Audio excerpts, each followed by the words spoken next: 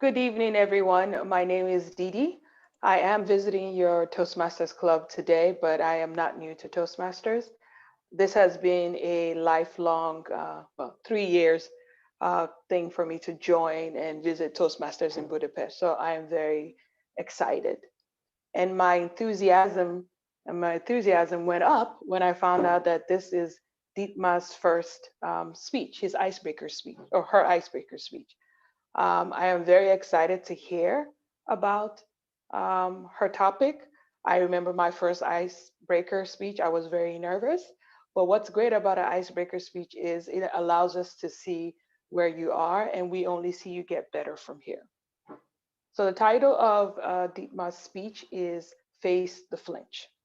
I'm excited to hear about it. I'm enthusiastic about the topic. So let's welcome her onto the stage, Dietmar, and her speech is Face the Flinch.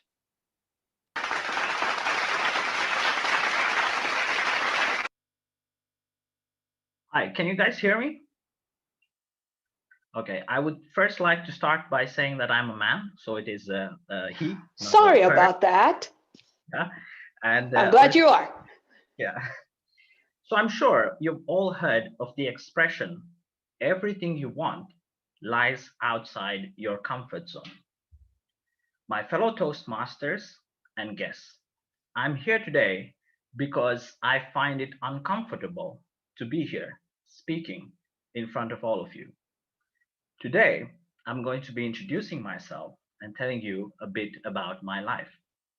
I feel like my life could be divided into two very distinct parts.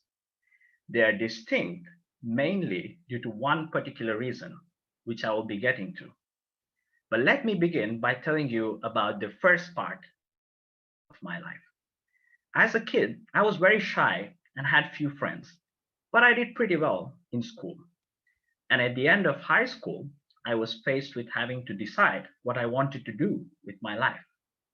But you see, I grew up in India, and in India, you first become an engineer, and then you decide what you want to do in life.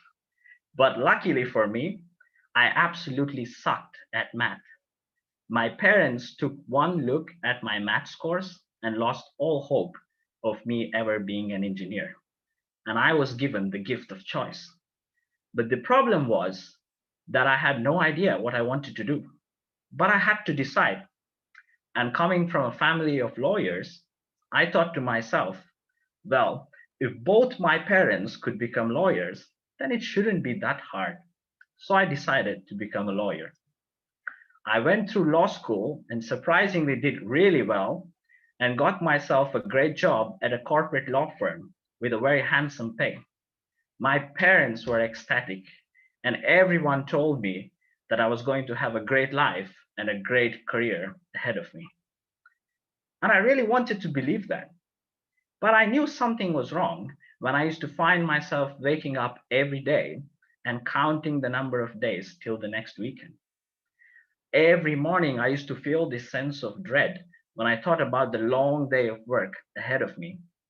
And I slowly realized that I had absolutely no enthusiasm or interest or passion for what I was doing. But everyone else seemed to think I was doing great, which puzzled me a lot, and I really couldn't talk to them about it. So I started looking for answers in books and on the internet. And it was during this time that I came across a book which would change my life completely. The book was called The Flinch, and there was a paragraph in the book which really stood out to me, which I would like to quote here. It went like this: straight A student, straight to college, straight to work, straight up the corporate ladder, straight to the suburbs. Damn, you've been scared straight.